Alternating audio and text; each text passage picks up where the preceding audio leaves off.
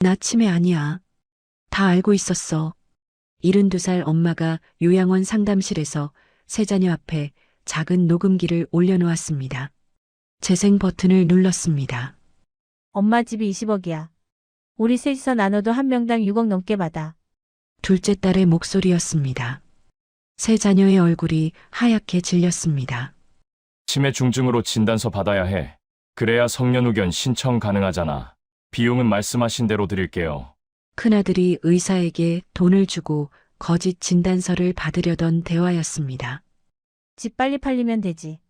한 달 안에 나갈 거야. 엄마한테는 말 안 해도 돼.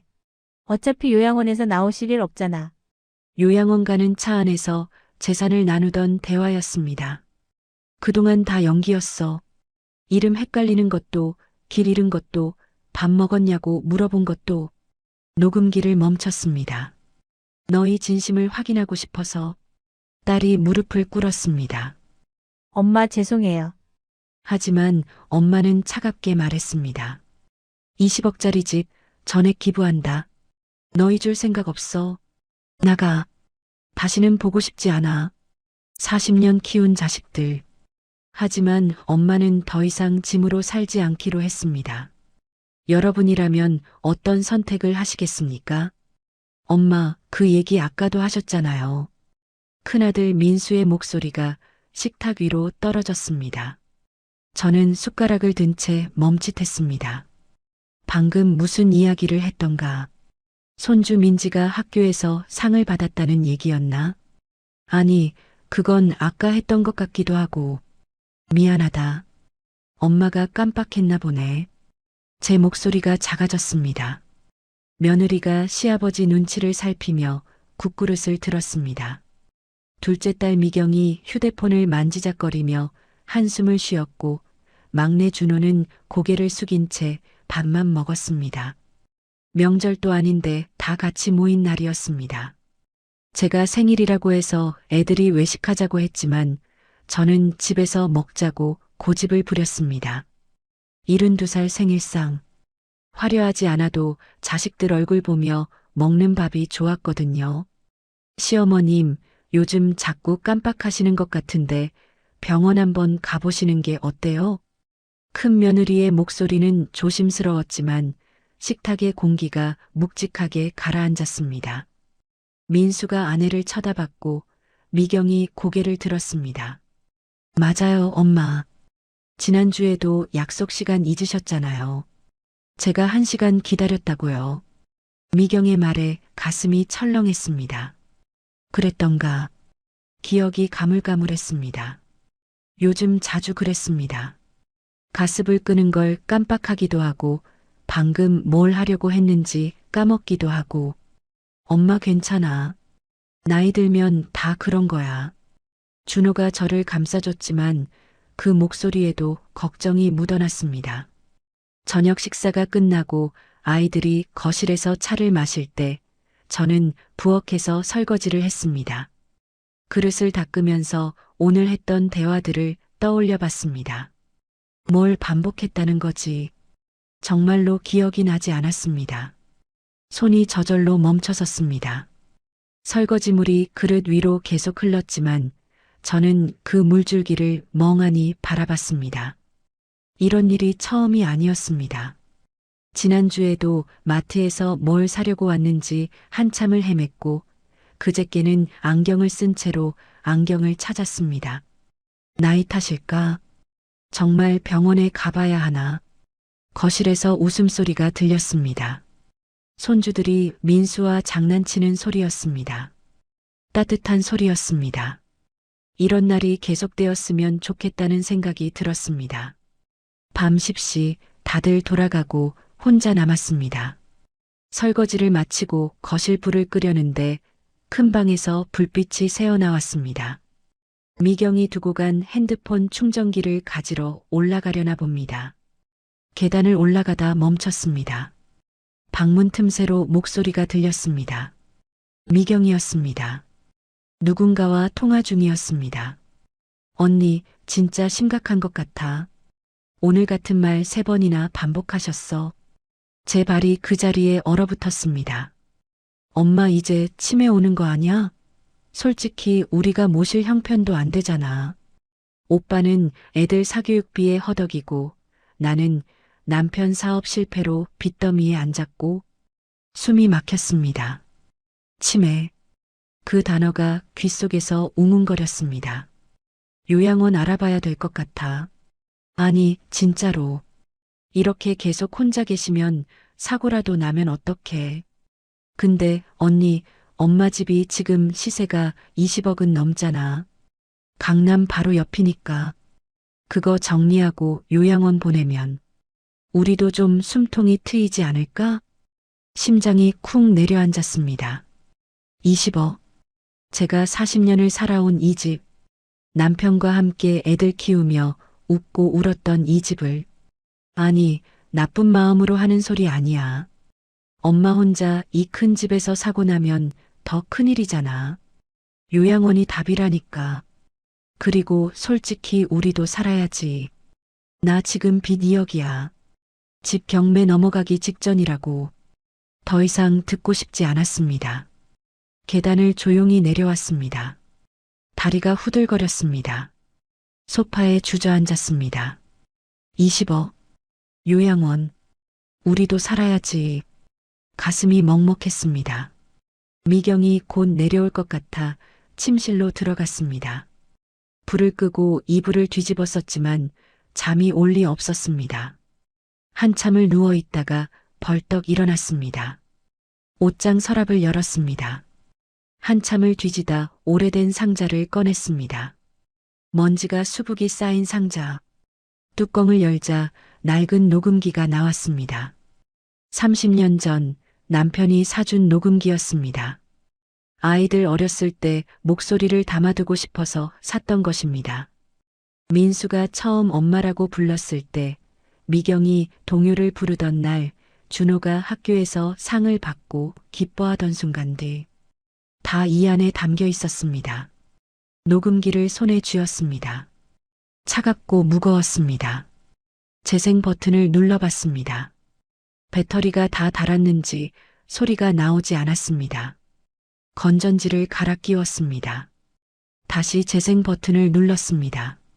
스피커에서 어린 민수의 목소리가 흘러나왔습니다. 엄마, 나 엄마가 세상에서 제일 좋아. 눈물이 핑 돌았습니다. 그때는 그랬습니다. 엄마가 세상에서 제일이었습니다. 이제는 어떤가요? 20억짜리 집, 요양원에 보낼 생각을 하고 있습니다. 녹음기를 꺼냈습니다. 녹음 버튼을 눌러봤습니다. 빨간 불이 들어왔습니다. 작동합니다. 아까 미경의 목소리가 머릿속에서 맴돌았습니다. 치매, 요양원, 20억, 우리도 살아야지. 이게 진짜 애들 마음일까? 정말로 날 짐으로 생각하는 걸까? 아니면 이 집 때문인 걸까? 확인하고 싶었습니다. 아이들의 진짜 속마음을, 겉으로 하는 말이 아니라 진짜 생각하는 것을. 녹음기를 침대 옆 서랍에 넣었습니다. 내일부터 병원에 가봐야겠습니다. 정말 치매인지 아닌지, 그리고 아이들이 어떻게 반응하는지 지켜봐야겠습니다. 이불을 덮고 눈을 감았습니다. 하지만 잠은 오지 않았습니다. 미경의 목소리가 계속 귓가에 맴돌았습니다. 엄마 집이 20억은 넘잖아. 우리도 좀 숨통이 트이지 않을까? 내가 그렇게까지 짐이 된 건가? 40년 키우고 대학 보내고 결혼시킨 자식들한테 20억 때문에. 아침이 올 때까지 뜬 눈으로 천장을 바라봤습니다. 창밖으로 동이 트고 있었습니다. 새로운 하루가 시작되고 있었습니다. 어떤 하루가 될지 알 수 없었습니다. 하지만 한 가지는 결심했습니다. 아이들의 진심을 확인하겠다고. 끝까지. 병원 대기실은 소독약 냄새로 가득했습니다. 저는 플라스틱 의자에 앉아 무릎 위에 손을 모은 채 기다렸습니다. 옆에는 민수가 앉아 있었습니다. 팔짱을 낀 채 발을 까딱거리고 있었지요. 조급해 보였습니다. 김순자 보호자님, 간호사가 이름을 불렀습니다.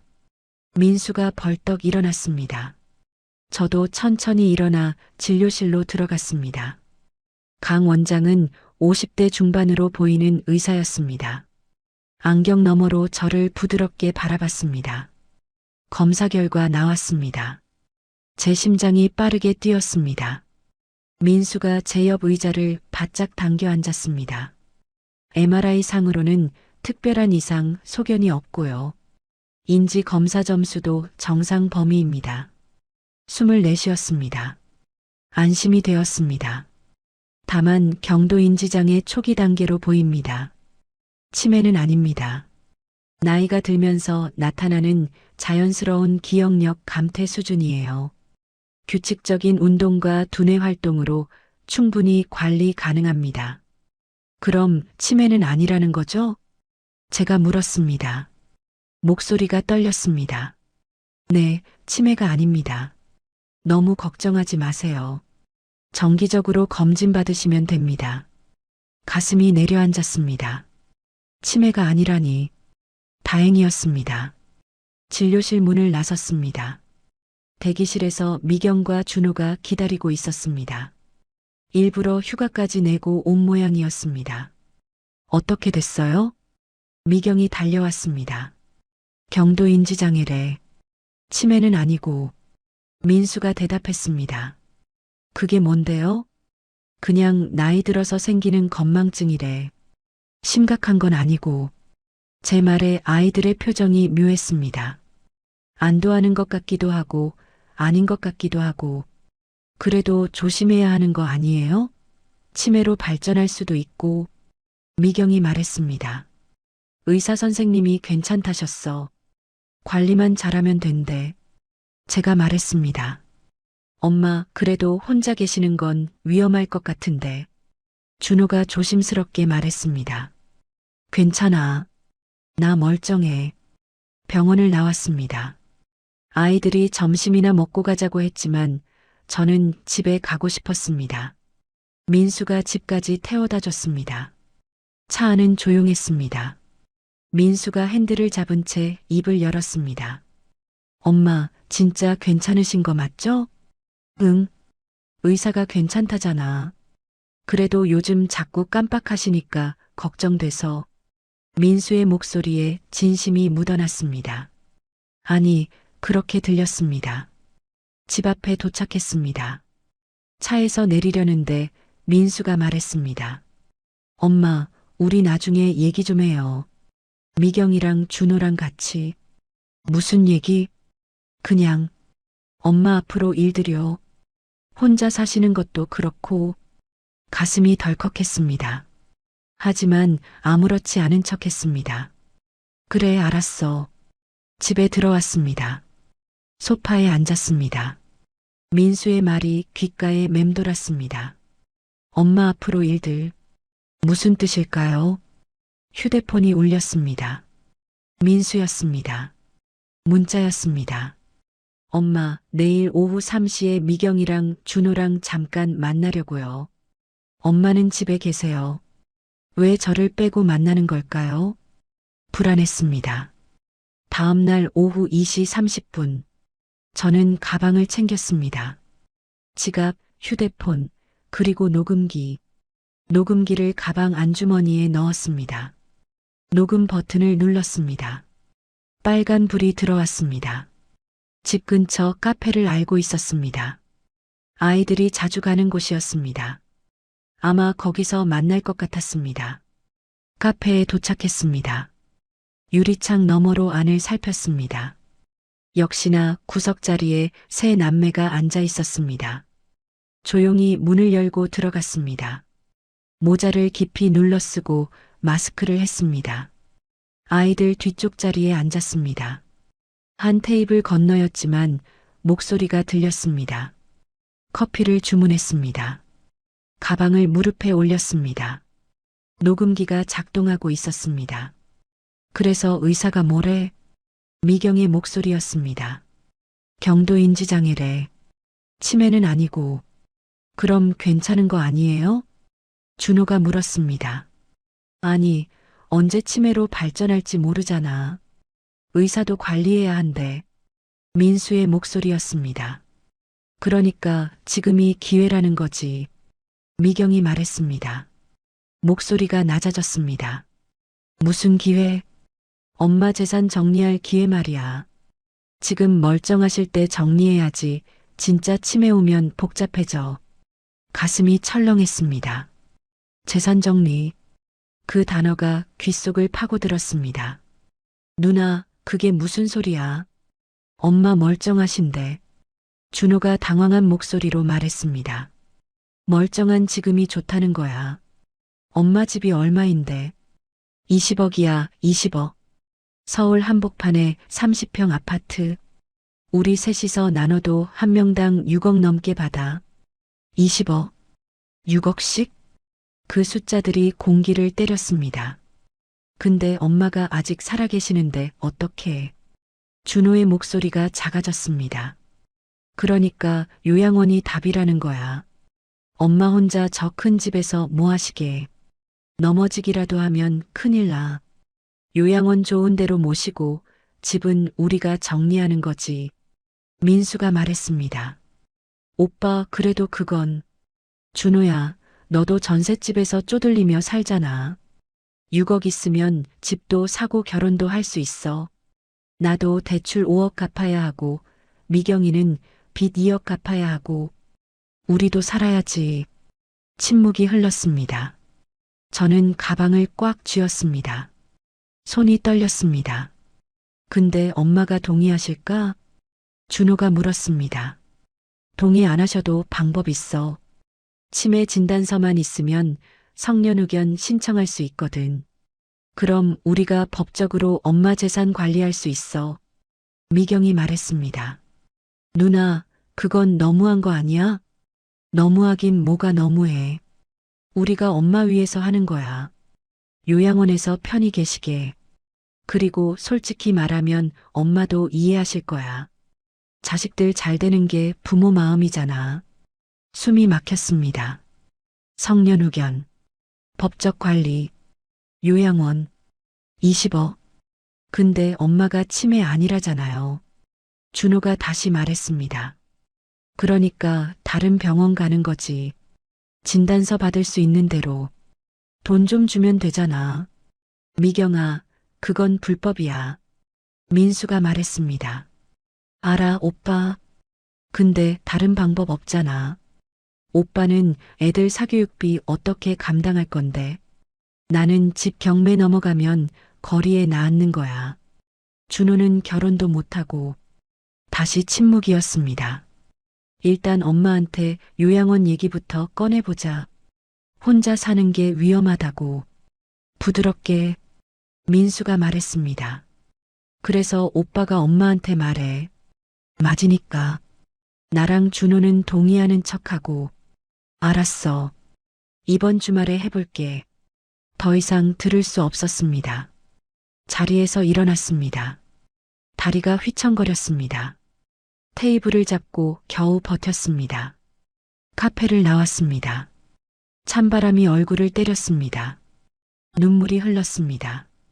40년. 파출부 일하며 키운 자식들. 대학 보내고 결혼시키고 20억짜리 집. 성년후견.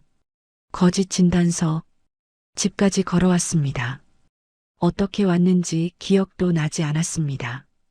현관문을 열고 들어와 주저앉았습니다. 가방에서 녹음기를 꺼냈습니다. 멈춤 버튼을 눌렀습니다. 다 녹음되었을 겁니다. 아이들의 목소리가, 진짜 속마음이. 재생 버튼을 눌렀습니다. 미경의 목소리가 흘러나왔습니다. 엄마 집이 20억이야. 우리 셋이서 나눠도 한 명당 6억 넘게 받아. 멈췄습니다. 더 이상 들을 수 없었습니다. 소파에 앉았습니다. 창밖을 봤습니다. 해가 지고 있었습니다. 주황빛이 거실을 물들였습니다. 이게 내 자식들의 마음이구나. 아니야. 확인해야 해. 끝까지. 만약 정말로 저를 요양원에 보내려 한다면, 20억을 나눠 가지려 한다면, 차라리 제가 먼저 확인하겠습니다. 얘들이 정말로 어떤 마음인지, 돈 때문인지 아니면 진짜 저를 걱정해서인지 결심했습니다. 치매 연기를 하겠다고 점점 더 심하게 아이들이 어떻게 반응하는지 끝까지 보겠다고 녹음기를 서랍에 넣었습니다. 내일부터 시작하겠습니다. 더 자주 깜빡하는 척, 길을 잃은 척, 밥 먹었냐고 계속 물어보는 척. 그래서 확인하겠습니다. 제 자식들이 저를 어떻게 대하는지, 진심이 무엇인지 눈을 감았습니다. 눈물이 흘렀습니다. 하지만 이건 제가 해야 할 일이었습니다. 진실을 알아야 했으니까요. 월요일 아침이었습니다. 거울을 봤습니다. 72살 박순자. 두 눈이 충혈되어 있었습니다. 밤새 잠을 못 잤거든요. 오늘부터 시작입니다. 치매 연기. 아이들의 진심을 확인하기 위한 가방에서 녹음기를 꺼냈습니다. 건전지를 새 것으로 갈아 끼웠습니다. 호주머니에 넣었습니다. 이제 이게 제 무기였습니다. 오전 10시 민수가 전화했습니다. 엄마, 오늘 점심 같이 먹어요. 제가 갈게요. 그래, 와라. 목소리를 평소보다 조금 더 약하게 냈습니다. 민수가 12시에 왔습니다. 손에 과일 바구니를 들고 있었습니다. 엄마, 잘 계셨어요? 응, 진우야. 잘 지냈지? 민수의 얼굴이 굳었습니다. 진우는 민수의 아들, 제 손주 이름이었습니다. 엄마, 저 민수예요. 진우는 제 아들이고. 아, 그렇지. 미안해. 엄마가 깜빡했네. 일부러 손으로 이마를 짚었습니다. 혼란스러운 척했습니다. 민수가 제 손을 잡았습니다. 엄마, 괜찮으세요? 괜찮아. 그냥 이름이 헷갈려서. 부엌으로 갔습니다. 냉장고를 열었습니다. 반찬들이 가득했습니다. 어제 제가 만든 것들이었습니다. 엄마, 뭐 찾으세요? 점심 뭐 먹지? 밥은 했나? 엄마, 밥솥에 있잖아요. 아까 지으셨잖아요. 그랬나? 기억이 안 나네. 민수의 표정이 어두워졌습니다. 걱정하는 것처럼 보였지만 눈빛 깊숙한 곳에 다른 감정이 있었습니다.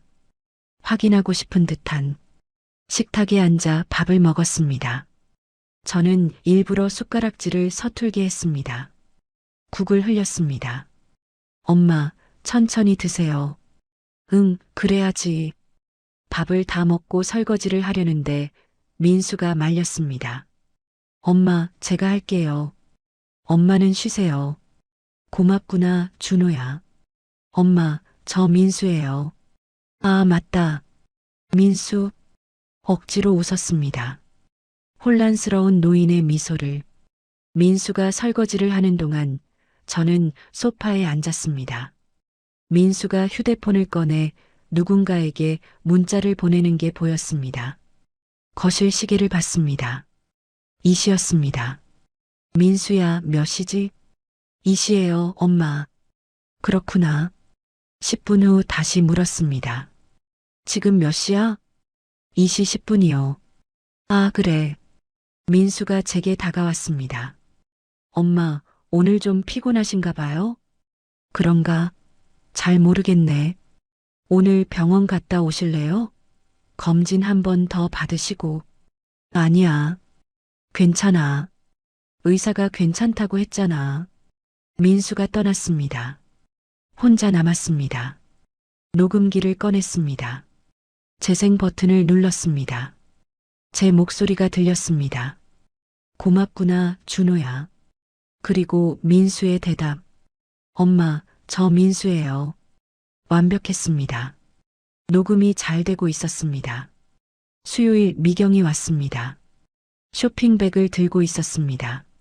엄마, 옷 사왔어요. 입어보세요. 고맙구나. 옷을 받았습니다. 노란색 블라우스였습니다. 예쁘다. 근데 미수가, 이거 얼마야? 미경의 얼굴이 굳었습니다. 엄마, 저 미경이에요. 미숙이는 이모고. 아, 맞다. 미경이지. 엄마가 또 헷갈렸네. 미경이 제 손을 잡았습니다. 차가웠습니다. 엄마, 요즘 자주 헷갈리시죠? 그런가? 나이가 드니까 그런가 봐. 엄마, 혼자 계시면 위험해요. 가스불도 까먹으시고, 이름도 헷갈리시고. 괜찮아. 조심하면 돼. 미경이 한숨을 쉬었습니다. 깊은 한숨이었습니다. 엄마, 우리 진지하게 얘기 좀 해요. 요양원 한번 알아볼까요? 가슴이 철렁했지만 표정을 관리했습니다. 요양원? 그게 뭐야? 엄마들 돌봐주는 곳이요. 간호사도 있고 친구들도 많고 혼자 계시는 것보다 훨씬 좋아요. 나 여기가 좋은데. 엄마, 여기 너무 넓잖아요. 30평을 혼자 관리하기 힘드시잖아요. 30평? 20억짜리 집. 미경의 진짜 속마음이 그 말 속에 숨어 있었습니다. 그래도 내 집인데. 엄마, 생각해 보세요. 제발. 미경이 떠났습니다. 문이 닫히자마자 녹음기를 꺼냈습니다. 재생했습니다. 요양원 한번 알아볼까요? 미경의 목소리가 또렷했습니다. 눈물이 났습니다. 하지만 닦았습니다. 아직 끝이 아니었으니까요. 금요일 준호가 왔습니다. 퇴근길에 들른 모양이었습니다. 엄마, 저녁 드셨어요? 응, 저녁? 아직인가? 시계를 봤습니다. 7시였습니다. 엄마, 7시예요. 저녁 시간이에요. 그렇구나. 엄마가 깜빡했네. 냉장고를 열었습니다. 반찬을 꺼냈습니다. 밥을 데웠습니다. 식탁에 차렸습니다. 같이 먹자, 준호야. 네, 엄마. 밥을 먹다가 멈췄습니다. 준호야, 우리 밥 먹었나? 준호가 숟가락을 놓았습니다. 엄마, 지금 먹고 있잖아요. 아, 그렇지. 미안해. 준호의 얼굴이 심각해졌습니다. 엄마, 병원 다시 가보셔야 할 것 같아요. 괜찮아. 나 멀쩡해. 엄마, 이런 게 계속되면 안 돼요. 형이랑 누나도 걱정하고 있어요. 걱정? 그 단어가 공허하게 들렸습니다. 밥을 다 먹고 준호가 설거지를 했습니다. 저는 거실에서 TV를 켰습니다. 뉴스가 나왔습니다. 준호가 전화를 받는 소리가 들렸습니다. 부엌에서였습니다. 목소리를 낮췄지만 들렸습니다. 형, 진짜 심각해요. 방금 밥 먹었냐고 물어보셨어요. 밥 먹으면서요. 심장이 쿵했습니다. 네, 요양원 알아보는 게 맞는 것 같아요. 이러다 큰일 나요. 준호의 목소리였습니다. 제 막내 아들의 목소리였습니다. 녹음기를 주머니에서 꺼냈습니다. 녹음 버튼이 켜져 있었습니다. 준호가 전화를 끊고 나왔습니다. 엄마, 저 먼저 갈게요. 내일 회사에서 중요한 회의 있어서. 그래, 조심해서 가렴. 준호가 떠났습니다. 혼자 남았습니다. 녹음기를 재생했습니다. 준호의 목소리가 흘러나왔습니다. 형, 진짜 심각해요. 요양원 알아보는 게 맞는 것 같아요. 멈췄습니다. 더 이상 들을 수 없었습니다. 소파에 주저앉았습니다. 눈물이 쏟아졌습니다. 3명 다였습니다. 민수도, 미경도, 준호도 모두 같은 생각을 하고 있었습니다. 요양원, 집 정리, 20억. 휴대폰이 울렸습니다. 영이었습니다.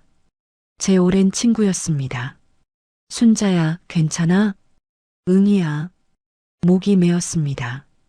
집 앞이야. 문 열어줘. 문을 열었습니다. 영희가 서 있었습니다. 저를 보자마자 안았습니다. 많이 힘들지?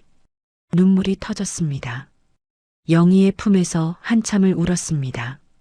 거실 소파에 앉았습니다. 영희가 따뜻한 차를 내왔습니다. 내가 뭘 하려는지 알겠어. 영희가 말했습니다. 어떻게 알았어? 40년 친구인데 모르겠어? 너 요즘 일부러 헷갈리는 척 하는 거지? 고개를 끄덕였습니다. 애들 진심을 확인하고 싶어서.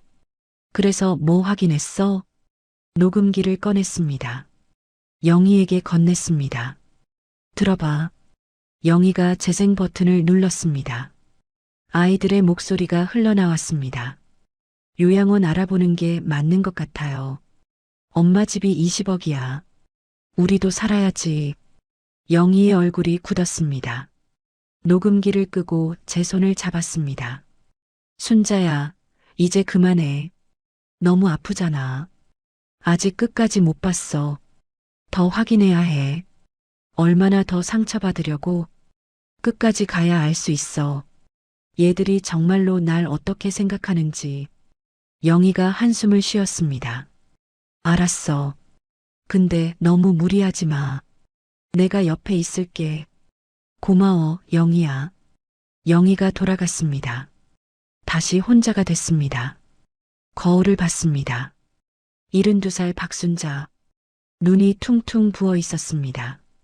이게 나구나. 자식들한테 짐이 된 엄마. 하지만 포기할 수 없었습니다. 진실을 끝까지 확인해야 했습니다. 다음 주에는 더 심하게 해야겠습니다. 길을 잃은 척, 가습을 켜놓고 나가는 척. 그래야 아이들의 진짜 마음을 볼 수 있을 테니까요. 녹음기를 서랍에 넣었습니다. 내일도 이걸 가지고 다녀야 했습니다. 침대에 누웠습니다. 천장을 봤습니다. 정말로 잘하고 있는 걸까? 이렇게까지 해야 하나? 확신이 서지 않았습니다. 하지만 멈출 수 없었습니다. 진실은 잔인했지만 알아야 했습니다. 눈을 감았습니다. 내일이 또 올 것입니다. 연기를 계속해야 하는 내일이. 화요일 오전 마트에 갔습니다. 장을 보려는 게 아니었습니다. 계획이 있었습니다. 카트를 밀고 매장을 돌아다녔습니다. 일부러 같은 통로를 3번 지나갔습니다. 우유 코너 앞에서 한참을 서 있었습니다. 멍하니 진열대를 바라봤습니다. 어머님 괜찮으세요? 직원이 다가왔습니다. 젊은 여자였습니다. 여기가 어디지? 목소리를 떨리게 냈습니다. 마트예요, 어머님. 혹시 길 잃으셨어요? 집에 가야 하는데. 직원이 당황한 표정으로 다른 직원을 불렀습니다. 곧 관리자가 왔습니다. 어머님, 보호자 연락처 아세요? 아들, 민수. 가방에서 휴대폰을 꺼냈습니다. 떨리는 손으로 민수에게 전화했습니다. 여보세요? 민수야. 엄마가. 여기가 어딘지. 엄마, 무슨 일이에요? 어디세요? 마트라는데. 집에 못 가겠어. 30분 후 민수가 도착했습니다. 미경도 함께였습니다. 엄마. 민수가 달려왔습니다. 저는 고개를 떨어뜨렸습니다. 미안하다. 엄마가 길을 잃었네. 엄마 괜찮아요. 집에 가요. 미경이 제 팔을 잡았습니다. 세게 잡았습니다. 차에 탔습니다. 뒷좌석에 앉았습니다. 앞자리에서 민수와 미경이 속삭였습니다. 오빠, 이거 정말 심각한 거 아니에요? 그러게. 마트에서 길을 잃다니. 요양원 알아봐야 해요. 진짜로. 나도 그렇게 생각해. 이번 주말에 몇 군데 가보자. 녹음기가 주머니 속에서 작동하고 있었습니다. 집에 도착했습니다. 민수가 저를 부축해서 집까지 데려다 줬습니다. 엄마, 혼자 외출하지 마세요. 위험해요. 응, 미안해.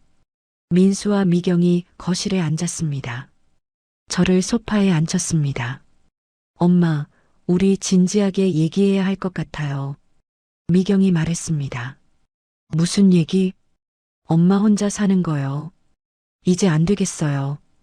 오늘처럼 길 잃으시면 어떡해요. 괜찮아. 조심할게.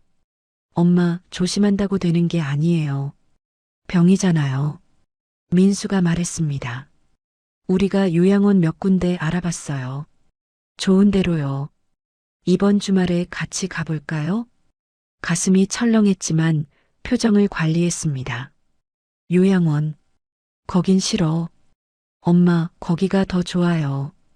간호사들이 24시간 돌봐주고 친구들도 많고 여기서 혼자 계시는 것보다 훨씬 안전해요. 미경이 제 손을 잡았습니다. 엄마, 우리도 엄마 걱정돼서 잠을 못 자요. 제발 우리 말 들어주세요. 눈물을 흘렸습니다. 진짜 눈물이었습니다. 그래도 여기가 내 집인데. 엄마, 집은 우리가 잘 관리할게요. 엄마는 요양원에서 편히 계시면 돼요. 민수가 말했습니다. 집을 관리한다는 말이 귓속을 파고들었습니다. 생각해 볼게. 이번 주말까지만 생각하세요. 토요일에 같이 가봐요. 미경과 민수가 떠났습니다. 혼자 남았습니다. 녹음기를 꺼냈습니다. 재생했습니다. 요양원 알아봐야 해요. 진짜로. 집은 우리가 잘 관리할게요. 멈췄습니다. 20억짜리 집. 잘 관리한다는 건 팔아서 나눈다는 뜻이겠지요. 전화가 울렸습니다. 영이었습니다. 순자야, 민수한테 전화 왔어. 내가 마트에서 길 잃었다며? 응이야. 집으로 와줘. 제발. 1시간 후 영희가 왔습니다. 문을 열자마자 제 손을 잡았습니다. 정말 길 잃은 거야? 고개를 저었습니다. 일부러 그런 거야. 애들 반응 보려고. 영희의 얼굴이 굳었습니다. 순자야, 이거 너무 위험해. 만약 애들이 정말로 요양원에 보내면 어떡하려고? 그럼 그때 가서 밝히지 뭐. 밝힌다고 되는 게 아니야. 이미 성년 의견 신청하면 어쩔 건데? 가슴이 철렁했습니다. 그 생각은 못했습니다. 그래도 진실을 알아야 해. 애들이 정말로 날 어떻게 생각하는지. 영희가 한숨을 쉬었습니다. 알았어. 그럼 내가 옆에 있을게. 내가 너무 위험한 짓 하면 내가 막을게. 고마워, 영희야. 영희가 부엌으로 갔습니다. 저녁을 차려줬습니다. 오랜만에 편하게 밥을 먹었습니다. 순자야, 근데 정말로 끝까지 갈 거야? 응. 토요일에 요양원 간다잖아. 거기서 뭔가 또 나올 거야. 무서워. 내가 더 상처받을까봐. 이미 충분히 상처받았어. 이제 진실만 남았어. 토요일 아침이었습니다. 민수가 와서 저를 데리러 갔습니다. 미경과 준호도 차에 타고 있었습니다. 엄마, 오늘 좋은데 구경 가요. 민수가 웃으며 말했습니다. 억지 미소였습니다. 차는 서울 외곽으로 달렸습니다. 1시간쯤 지나 도착했습니다. 사랑채 실버타운이라는 간판이 보였습니다. 건물은 깨끗했습니다. 현대적이었습니다. 하지만 제게는 감옥처럼 보였습니다. 원장이 나와서 맞았습니다.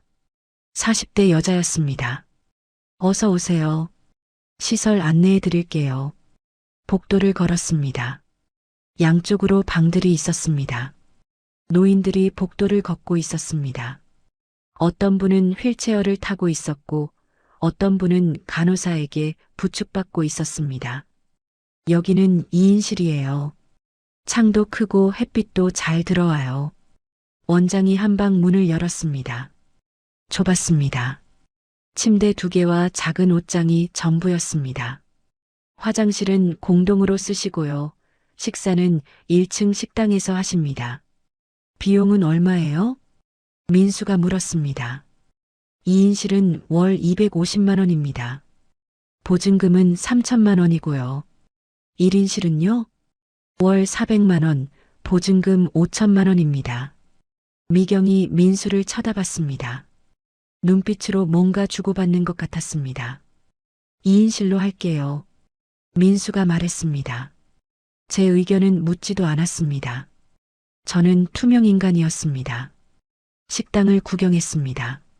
노인들이 앉아서 점심을 먹고 있었습니다. 대부분 조용했습니다. 말하는 사람이 거의 없었습니다. 이게 제 미래인가요? 20억짜리 집을 버리고 여기 2인실에 갇히는 게 엄마 어때요? 좋죠? 미경이 물었습니다. 응, 거짓말이었습니다. 전혀 좋지 않았습니다. 원장실로 갔습니다. 계약서를 꺼냈습니다. 언제부터 입수하실 건가요? 다음 주 월요일로 하면 안 될까요? 민수가 물었습니다. 가슴이 철렁했습니다. 다음 주 월요일. 너무 빨랐습니다. 가능합니다. 그럼 보증금 입금하시면 됩니다. 알겠습니다. 민수가 계약서를 받았습니다. 제 의견은 한 번도 묻지 않았습니다. 밖으로 나왔습니다. 차에 탔습니다. 엄마, 거기 좋죠? 깨끗하고 밝고. 준호가 물었습니다. 응. 대답이 나오지 않았습니다. 집에 도착했습니다. 아이들이 거실에 앉았습니다. 엄마, 다음 주 월요일에 입수하시는 거예요. 짐 싸드릴게요. 미경이 말했습니다. 이렇게 빨리 적응하는 게 좋아요. 미루면 더 힘들어요. 민수가 말했습니다. 집은 어떻게 되는 거야? 제가 물었습니다. 집은 저희가 정리할게요. 엄마는 신경 쓰지 마세요. 정리. 그 단어의 뜻을 알고 있었습니다. 팔아서 나눈다는 뜻. 아이들이 떠났습니다. 혼자 남았습니다. 영희에게 전화했습니다. 영희야, 다음 주 월요일에 요양원 간대. 뭐? 벌써? 응. 계약까지 했어. 순자야, 이제 그만하고 밝혀. 내가 멀쩡하다고. 아직? 더 확인하고 싶어? 언제까지? 요양원 들어갈 때까지? 대답할 수 없었습니다. 영희야, 월요일까지만. 그때까지만 기다려줘. 한숨 소리가 들렸습니다. 알았어. 근데 정말 위험해지면 내가 나설 거야. 고마워. 전화를 끊었습니다. 녹음기를 꺼냈습니다. 오늘 요양원에서 했던 대화들이 다 녹음되어 있었습니다. 2인실로 할게요. 집은 저희가 정리할게요. 재생을 멈췄습니다. 더 이상 들을 수 없었습니다. 창밖을 봤습니다. 해가 지고 있었습니다. 월요일. 딱 이틀 남았습니다. 그때까지 결정해야 했습니다. 진실을 밝힐 건지 아니면 끝까지 연기를 계속할 건지 아직 모르겠습니다. 하지만 한 가지는 확실했습니다. 더 이상 물러설 수 없다는 것. 일요일 밤 잠을 설쳤습니다. 내일이면 월요일. 요양원에 가는 날이었습니다. 아직 결정하지 못했습니다. 진실을 밝힐 것인가 아니면 끝까지 갈 것인가. 새벽 5시 휴대폰이 울렸습니다. 민수였습니다. 엄마, 오늘 출근 전에 들를게요. 짐 챙기는 거 도와드릴게요. 응, 알았어. 7시에 민수가 왔습니다. 미경도 함께였습니다. 엄마, 침대 시트랑 베개, 옷까지 챙기시면 돼요. 다른 건 다 요양원에 있어요. 미경이 말하며 제 옷장을 열었습니다. 허락도 없이. 근데 오늘은 바로 안 가요. 병원부터 가야 해요. 병원? 네. 요양원 입소하려면 건강진단서 필요하대요. 다른 병원으로 가요. 가슴이 철렁했습니다. 다른 병원. 왜 다른 병원일까요? 강 원장 선생님한테 가면 안 돼?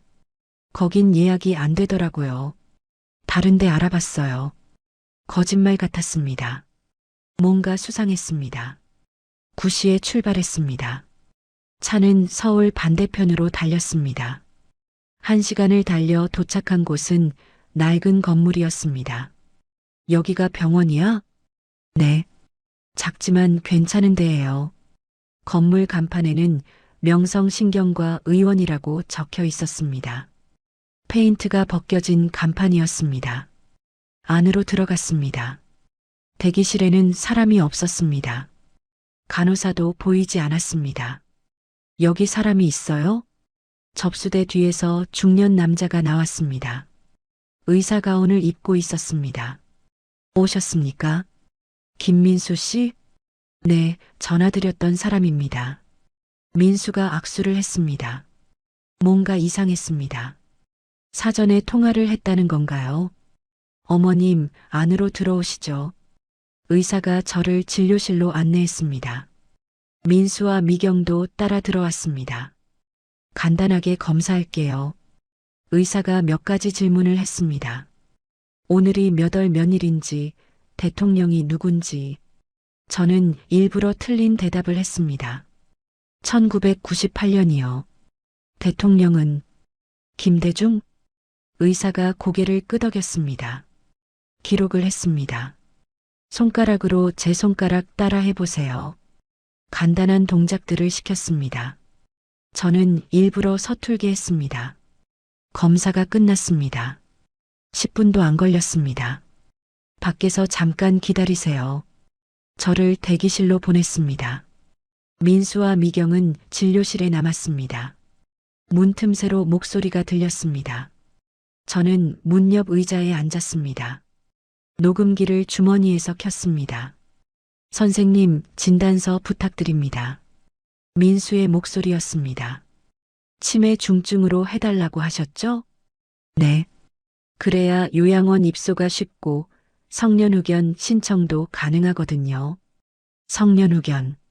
그 단어가 귓속을 파고들었습니다. 어머님 상태가 실제로 그렇게 심각한가요? 선생님, 제가 전화로 말씀드렸잖아요. 길도 잃어버리시고 밥 먹었다는 것도 까먹으시고. 우리도 어쩔 수 없어요. 그래도 검사 결과는 경도인지장애 수준인데. 선생님, 비용은 말씀하신 대로 드릴게요. 제발 좀 도와주세요. 비용. 돈을 주고 거짓 진단서를 받으려는 거였습니다. 알겠습니다. 하지만 나중에 문제 생기면 전 모르는 일입니다. 당연하죠. 선생님 걱정하지 마세요. 의자에서 일어났습니다. 다리가 후들거렸습니다. 화장실로 갔습니다. 문을 잠그고 변기 뚜껑에 앉았습니다. 숨이 막혔습니다. 손이 떨렸습니다. 거짓 진단서, 돈을 주고, 치매 중증으로. 그럼 제가 법적으로 무능력자가 되는 겁니다. 재산도 결정권도 모두 빼앗기는 겁니다. 화장실에서 나왔습니다.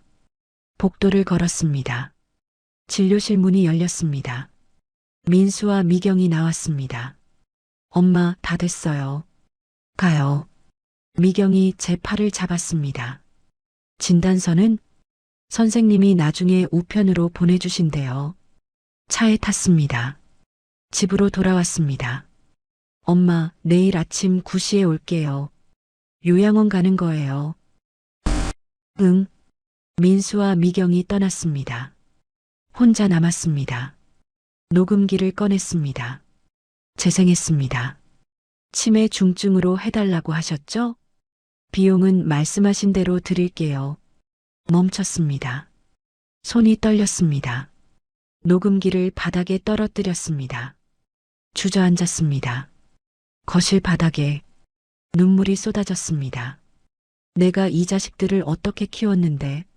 목이 메었습니다. 숨이 막혔습니다. 40년 파출부 일하며 키웠습니다. 대학 보내고 결혼시켰습니다. 손주들 옷도 사주고 용돈도 줬습니다. 그런데 돈을 주고 거짓 진단서를 받다니. 엄마를 법적 무능력자로 만들려고. 현관문이 열렸습니다. 영이었습니다. 예비 열쇠로 들어온 모양이었습니다. 순자야. 달려와서 저를 안았습니다. 왜 그래? 무슨 일이야? 말이 나오지 않았습니다. 울음만 터져 나왔습니다. 영희가 저를 소파로 안내했습니다. 물을 떠다 줬습니다. 무슨 일이 있었어? 녹음기를 건넸습니다. 영희가 재생했습니다. 치매 중증으로 해달라고 하셨죠? 비용은 말씀하신 대로 드릴게요. 영희의 얼굴이 굳었습니다. 녹음기를 껐습니다. 이 나쁜 자식들. 영희가 이를 갈았습니다. 순자야, 이제 그만해. 경찰에 신고해. 이건 범죄야. 고개를 저었습니다. 아직 끝까지 봐야 해. 끝까지 뭘 봐? 더 볼 게 뭐가 있어? 애들이 거짓 진단서까지 받으려고 하잖아. 내일 요양원 가는 날이야. 거기서 뭔가 또 나올 거야. 순자야, 정신 차려. 이러다 진짜 요양원 갇히면 어떡하려고? 그럼 그때 밝히지. 영희가 제 어깨를 잡았습니다. 흔들었습니다. 순자야, 제발. 이제 그만해. 너무 아프잖아. 눈물이 멈추지 않았습니다. 영희야, 난 확인하고 싶어. 진짜 끝까지. 얘들이 정말로 날 어떻게 생각하는지. 이미 충분히 확인했잖아. 애들은 엄마를 돈으로밖에 안 봐. 20억짜리 집으로밖에. 알아. 근데, 그래도, 말이 끊겼습니다. 그래도 뭘까요? 그래도 마지막 순간에 양심이 남아있기를 바라는 걸까요? 영희가 저를 꼭 안았습니다. 알았어. 내일 내가 같이 갈게. 내가 위험해지면 내가 나설 거야. 고마워. 영희가 저녁을 차려줬습니다. 먹지 못했습니다. 목으로 넘어가지 않았습니다. 밤 10시 영희가 돌아갔습니다. 혼자 남았습니다. 침대에 누웠습니다. 내일이면 모든 게 끝납니다. 진실을 밝히든 아니면 요양원에 가든 어느 쪽이든 제 인생은 바뀔 겁니다. 눈을 감았습니다. 잠이 오지 않았습니다. 아이들 어렸을 때가 떠올랐습니다. 민수가 처음 엄마라고 불렀을 때, 미경이 학교에서 상장 받아왔을 때, 준호가 아파서 제품에서 잠들었을 때, 그때는 진짜였습니다. 사랑이 진짜였습니다. 언제부터 변한 걸까요? 언제부터 제가 짐이 된 걸까요? 눈물이 베개를 적셨습니다. 내일, 마지막 날, 어떻게 될지 몰랐습니다. 하지만 한 가지는 결심했습니다. 끝까지 보겠다고. 아이들이 정말로 어떤 사람들인지, 그리고 그 후에 제 인생을 되찾겠다고. 더 이상 짐으로 살지 않겠다고. 새벽이 밝아왔습니다. 월요일이었습니다. 운명의 날이었습니다. 월요일 아침 9시 초인종이 울렸습니다. 문을 열었습니다. 민수, 미경, 준호가 서 있었습니다. 셋 다 왔습니다. 엄마, 준비되셨어요? 민수가 물었습니다. 웃고 있었지만 눈은 웃지 않았습니다. 응. 가방 하나가 현관에 놓여 있었습니다.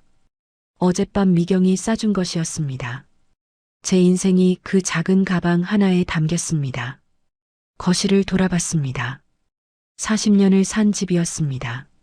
남편과 함께 아이들을 키운 집, 웃고 울었던 집, 소파, 식탁, 벽에 걸린 가족 사진들, 모두 그대로인데 이제 제 것이 아니게 되는 겁니다.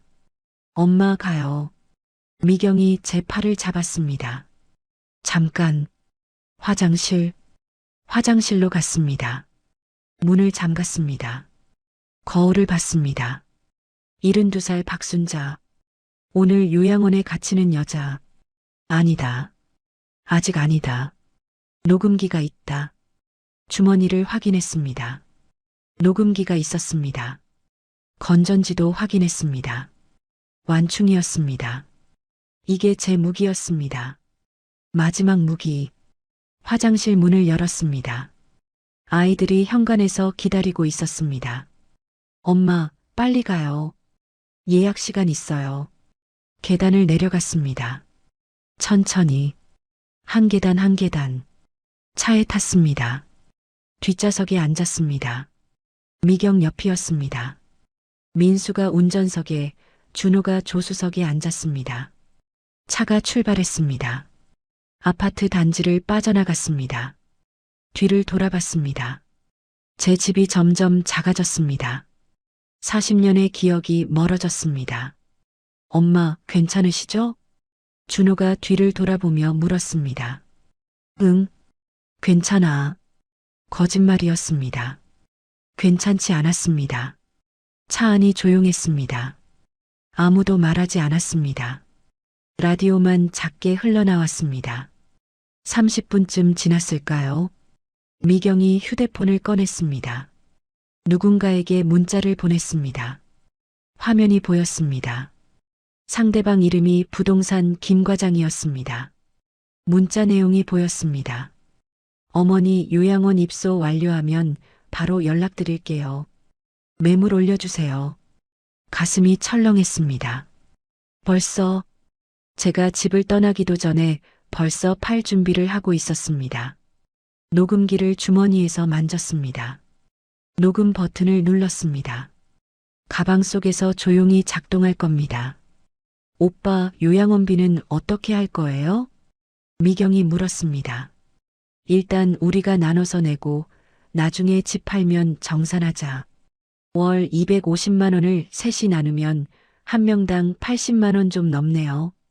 감당 가능해요? 몇 달이야? 집 빨리 팔리면 되지. 시세가 20억이니까 빨리 나가겠죠? 당연하지. 강남 바로 옆인데. 한 달 안에 나갈 거야. 한 달. 제 집이 한 달 안에 팔린다는 겁니다. 그럼 한 명당 얼마씩 받아요? 준호가 물었습니다. 세금 빼면 한 5억씩? 민수가 대답했습니다. 5억이면 나 빚 다 갚고 새 출발할 수 있어요. 미경이 말했습니다. 나도 대출 갚고 강남으로 이사 갈 수 있고 저도 집 사고 결혼 준비할 수 있고요. 셋이 웃었습니다. 저 혼자 뒷좌석에 앉은 채로 그들은 제 재산을 나누고 있었습니다. 근데 엄마한테는 뭐라고 말씀드릴 거예요? 집 판다고. 준호가 물었습니다. 안 말씀드리면 되지. 어차피 요양원에서 나오실 일 없잖아. 미경이 말했습니다. 그래도 준호야, 엄마 상태 봤잖아. 어제 병원에서도 헷갈리시고 우리가 관리해드리는 게 맞아.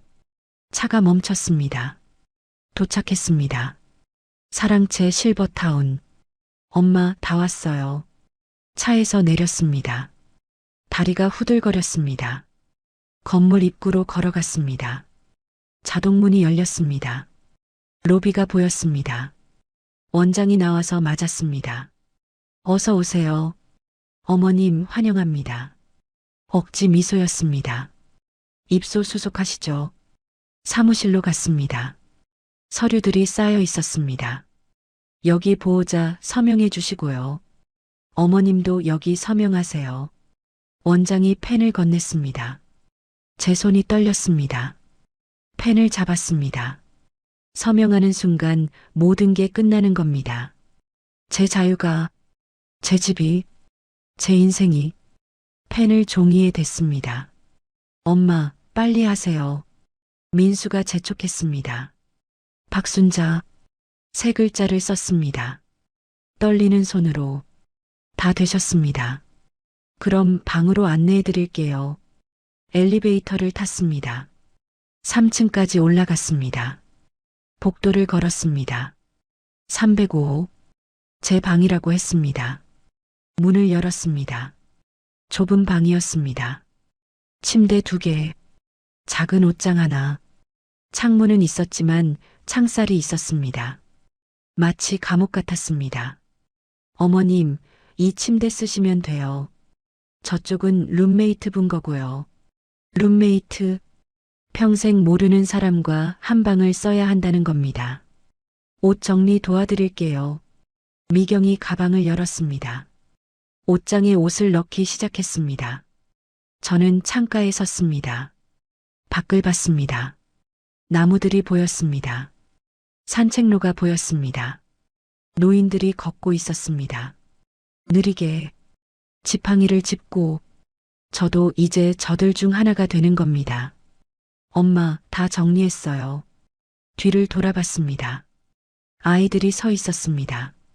우리 이제 가봐야 해요. 회사 가야 하거든요. 민수가 말했습니다. 시계를 봤습니다. 벌써? 네. 주말에 면회 올게요. 전화도 드리고요. 거짓말인 걸 알았습니다. 그래. 아이들이 문 쪽으로 걸어갔습니다. 엄마, 안녕히 계세요. 미경이 손을 흔들었습니다. 여기서 편히 지내세요. 준호가 말했습니다. 문이 닫혔습니다. 발소리가 멀어졌습니다. 혼자 남았습니다. 침대에 앉았습니다. 딱딱했습니다. 방을 둘러봤습니다. 이게 제 남은 인생입니다. 이 좁은 방, 이 딱딱한 침대, 20억짜리 집은 팔리고 아이들은 5억씩 나눠 갖고 눈물이 났습니다. 하지만 닦았습니다. 아직 끝이 아닙니다. 주머니에서 녹음기를 꺼냈습니다. 빨간 불이 깜빡이고 있었습니다. 차 안 대화가 다 녹음되었을 겁니다. 집 빨리 팔리면 되지. 한 명당 5억씩. 어차피 요양원에서 나오실 일 없잖아. 재생을 멈췄습니다. 이제 결정해야 했습니다. 계속 여기 있을 건가? 아니면 진실을 밝힐 건가? 휴대폰을 꺼냈습니다. 영희에게 전화했습니다. 순자야, 지금 어디야? 요양원. 305호. 뭐? 진짜 들어갔어? 응이야. 이제 끝낼 거야. 무슨 소리야? 내일 모두를 부를 거야. 그리고 진실을 밝힐 거야. 정말? 응. 이제 충분해. 다 확인했어. 얘들이 정말로 어떤 사람들인지. 한숨 소리가 들렸습니다. 알았어. 내가 도와줄게. 고마워. 전화를 끊었습니다. 창밖을 봤습니다. 해가 지고 있었습니다. 내일 모든 걸 끝낼 겁니다. 녹음기를 들었습니다. 이 작은 기계 안에 모든 증거가 있었습니다. 아이들의 진짜 목소리가, 진짜 마음이, 그리고 내일 그것을 모두에게 들려줄 겁니다. 더 이상 짐으로 살지 않겠습니다. 더 이상 당하고만 있지 않겠습니다. 제 인생을 되찾을 겁니다. 눈을 감았습니다. 내일을 준비했습니다. 마지막 싸움을 위해 화요일 오전 10시 요양원 1층 상담실을 예약했습니다. 민수, 미경, 준호에게 문자를 보냈습니다. 급한 일이 생겼습니다. 오늘 오전 11시에 요양원으로 오세요. 3명 모두 답장이 왔습니다. 무슨 일이세요? 괜찮으세요? 바로 갈게요. 영희도 왔습니다. 10시 30분에 도착했습니다. 순자야, 준비됐어? 응. 이제 끝낼 거야. 상담실은 조용했습니다. 책상 하나, 소파, 그리고 의자 몇 개가 있었습니다. 녹음기를 책상 위에 올려놓았습니다. 검은색 작은 기계. 이 안에 모든 진실이 담겨 있었습니다. 11시. 문이 열렸습니다. 민수가 먼저 들어왔습니다. 미경과 준호가 뒤따랐습니다.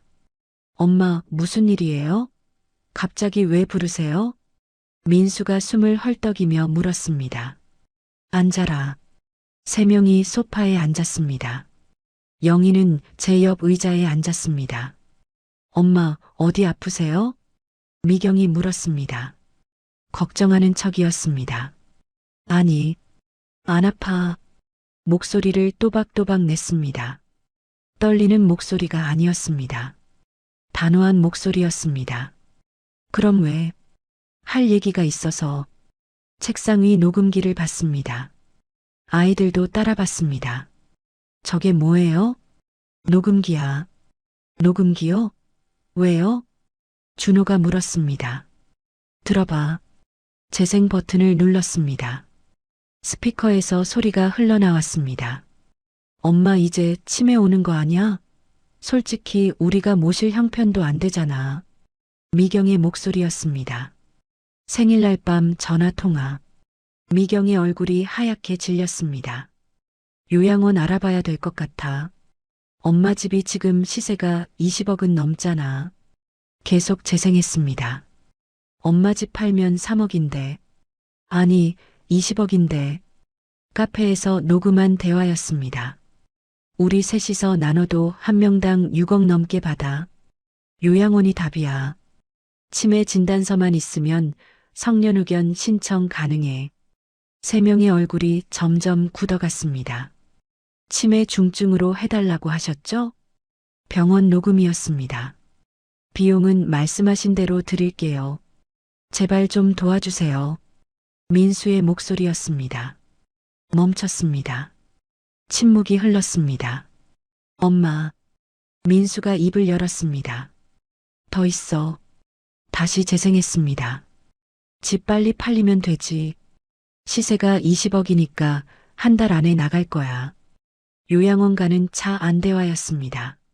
한 명당 5억씩. 나 빚 다 갚고 새 출발할 수 있어요. 나도 대출 갚고 강남으로 이사 갈 수 있고. 엄마한테는 뭐라고 말씀드릴 거예요? 집 판다고.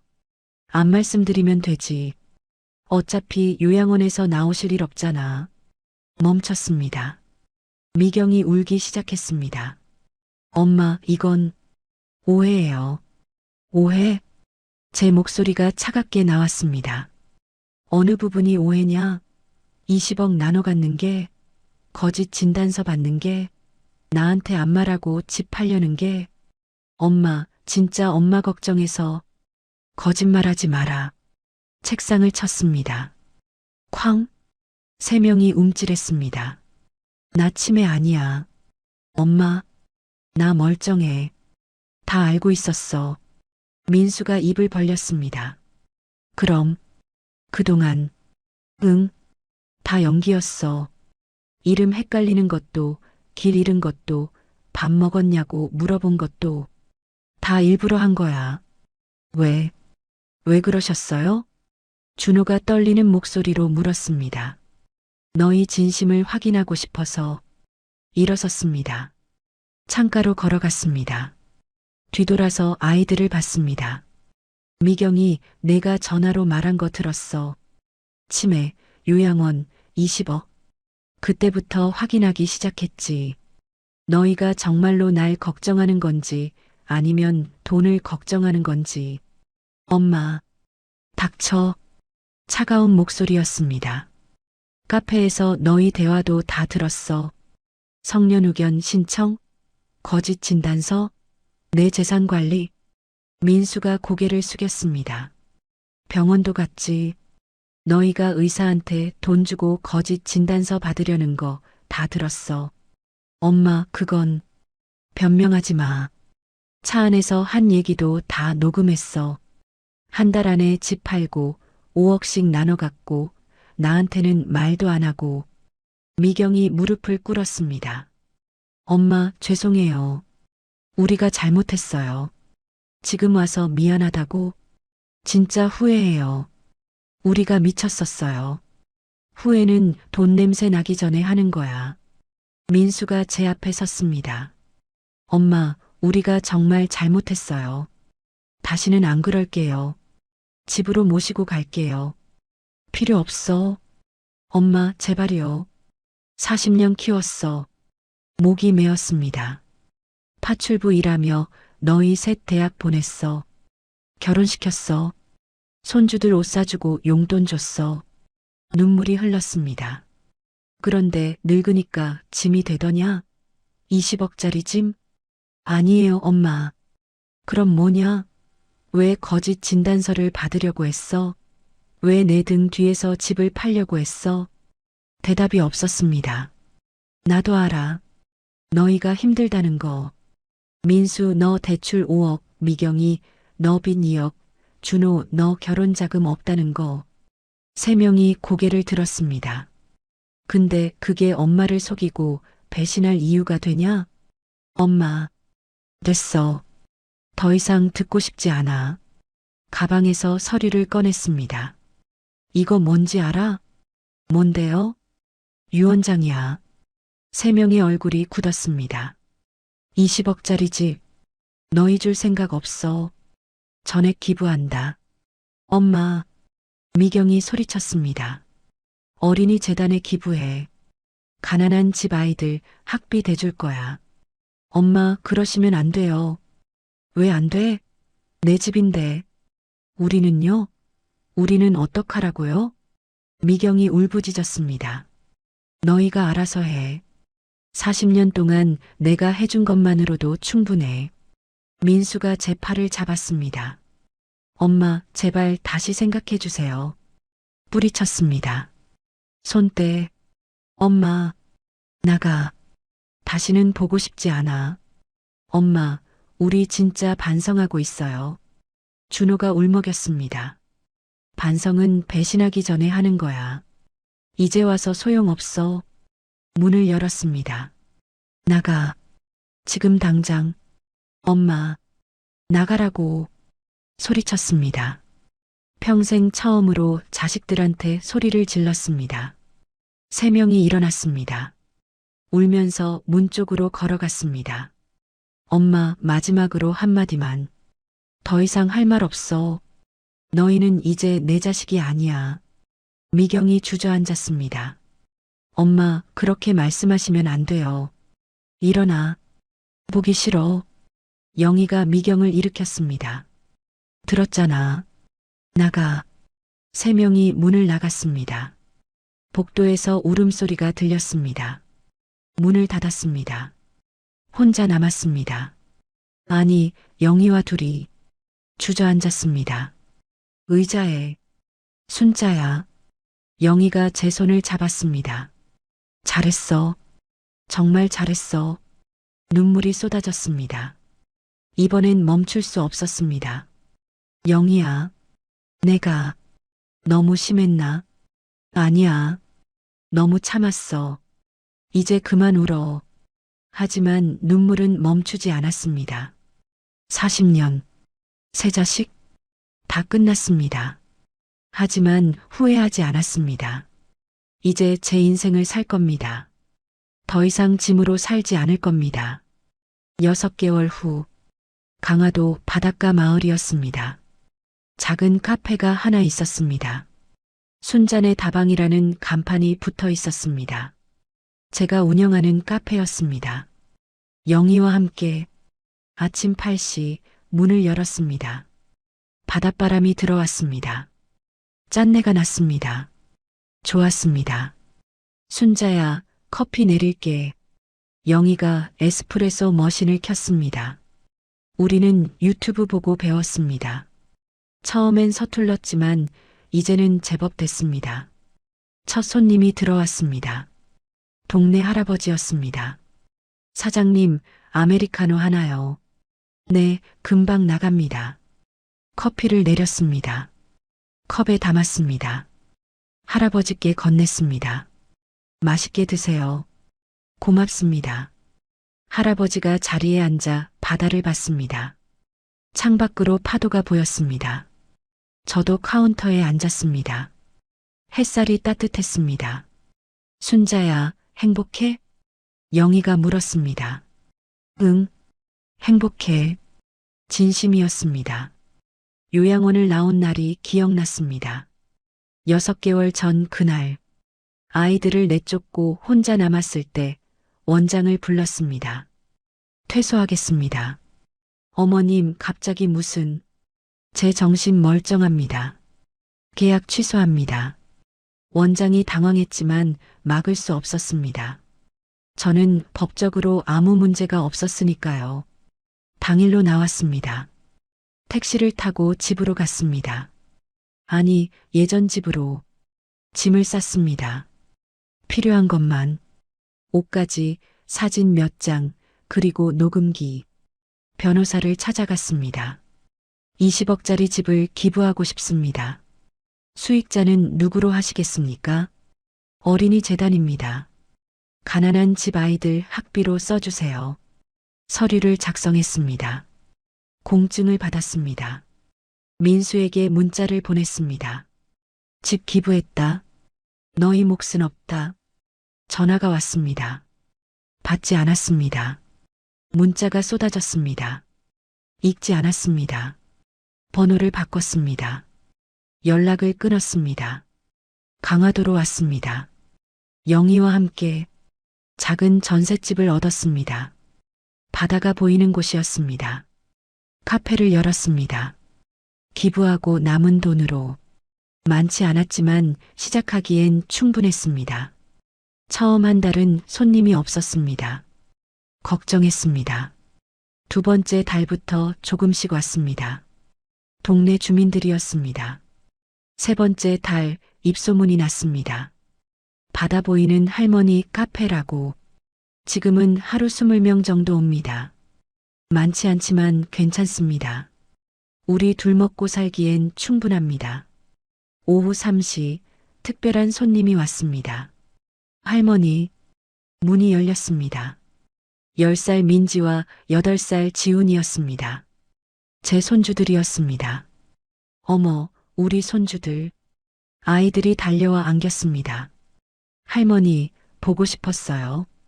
나도 보고 싶었어. 뒤에서 며느리가 들어왔습니다. 민수 아내였습니다. 어머님, 안녕하세요. 그래, 왔구나. 민수는 없었습니다. 며느리만 아이들을 데리고 왔습니다. 커피 드릴까요? 아니요, 괜찮아요. 어머님, 잠깐 얘기 좀. 밖으로 나갔습니다. 며느리가 따라왔습니다. 바닷가 벤치에 앉았습니다. 어머님, 남편이 많이 후회하고 있어요. 그래, 정말로요. 매일 술 마시고 울어요. 엄마 찾으면서. 그래도 용서 못해. 알아요. 저도 이해해요. 남편이 잘못했어요. 제가 대신 사과드려요. 며느리가 고개를 숙였습니다. 그런데 어머님, 아이들은 할머니 너무 보고 싶어 해요. 제발 손주들만이라도. 아이들을 봤습니다. 카페 안에서 영희가 주스를 주고 있었습니다. 아이들이 웃고 있었습니다. 아이들은 괜찮아. 한 달에 한 번 데려와. 정말요? 응. 아이들은 죄가 없으니까. 며느리가 눈물을 닦았습니다. 감사합니다, 어머님. 근데 민수는 데려오지 마. 미경이도 준호도. 나 얘들 보고 싶지 않아. 알겠습니다. 1시간 후 며느리와 아이들이 떠났습니다. 손을 흔들었습니다. 할머니, 다음 달에 또 올게요. 그래, 기다릴게. 차가 멀어졌습니다. 혼자 남았습니다. 바다를 봤습니다. 파도가 밀려왔다 밀려갔습니다. 가슴이 아팠습니다. 그래도 괜찮았습니다. 이게 제 선택이었으니까요. 저녁 6시 카페 문을 닫았습니다. 순자야, 저녁 뭐 먹을까? 된장찌개 끓일까? 좋아. 집으로 갔습니다. 걸어서 5분 거리였습니다. 저녁을 차렸습니다. 영희와 마주 앉았습니다. 잘 먹겠습니다. 밥을 먹었습니다. 맛있었습니다. 순자야, 후회 안 해? 응, 안 해. 정말 힘들었지만 잘한 것 같아. 영희가 제 손을 잡았습니다. 고생 많았어. 너도. 저녁을 다 먹고 설거지를 했습니다. 함께 창밖을 봤습니다. 해가 지고 있었습니다. 노을이 아름다웠습니다. 밤 9시 침대에 누웠습니다. 서랍을 열었습니다.